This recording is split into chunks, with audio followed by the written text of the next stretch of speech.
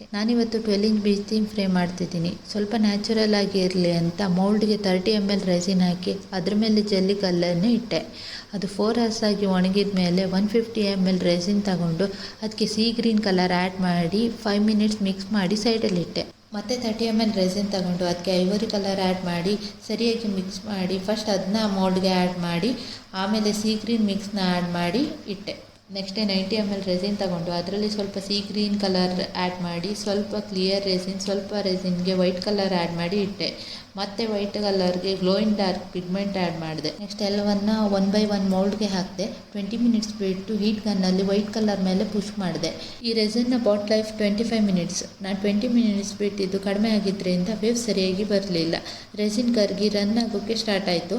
ನನ್ನ ವೇವ್ಸ್ ನಾನು ಅಂದ್ಕೊಂಡಂಗೆ ಬರಲಿಲ್ಲ. ನೆಕ್ಸ್ಟ್ ಡೇ ಅದನ್ನ ಮೌಲ್ಡಿಂದ ಹೊರಗೆ ತೆಗೆದೆ. ನೋಡಿದರೆ ಫುಲ್ ತಿನ್ನಿದಿತ್ತು ಅದರ ಬೇಸ್. ಅದಕ್ಕೆ ಉಲ್ಟಾ ಮಾಡಿ ಬ್ಯಾಕ್ ಸೈಡ್ಗೆ ಒಂದು 90 ml ರೆಸಿನ್ ಹಾಕಿದೆ. ಮತ್ತೆ ನೆಕ್ಸ್ಟ್ ಡೇ 90 ml ರೆಸಿನ್ ತಗೊಂಡು ಅದರಲ್ಲಿ ಸ್ವಲ್ಪ ರೆಸಿನ್ಗೆ ವೈಟ್ ಕಲರ್ ಮತ್ತು ಗ್ಲೋ ಇನ್ ಡಾರ್ಕ್ ಪಿಗ್ಮೆಂಟ್ ಆ್ಯಡ್ ಮಾಡಿ ಅದನ್ನ ಒಂದು ಲೇಯರ್ಗೆ ಹಾಕಿ 30 minutes ಬಿಟ್ಟು ಹೀಟ್ ಗನ್ನಿಂದ ಪುಷ್ ಮಾಡಿದೆ. ಈ ಸಲ ವೇವ್ಸ್ ಚೆನ್ನಾಗಿ ಬಂದಿತ್ತು, ಆದರೂ ಸ್ವಲ್ಪ ಕರಗಿ ರನ್ ಆಯಿತು. ನೆಕ್ಸ್ಟ್ ಡೇ ಇನ್ನೊಂದು ಲೇಯರ್ ಹಾಕೋಣ ಅಂತ ಮತ್ತೆ 60 ml ರೆಸಿನ್ ತಗೊಂಡು ಸೇಮ್ ಪ್ರೊಸೀಜರ್ ಫಾಲೋ ಮಾಡಿದೆ.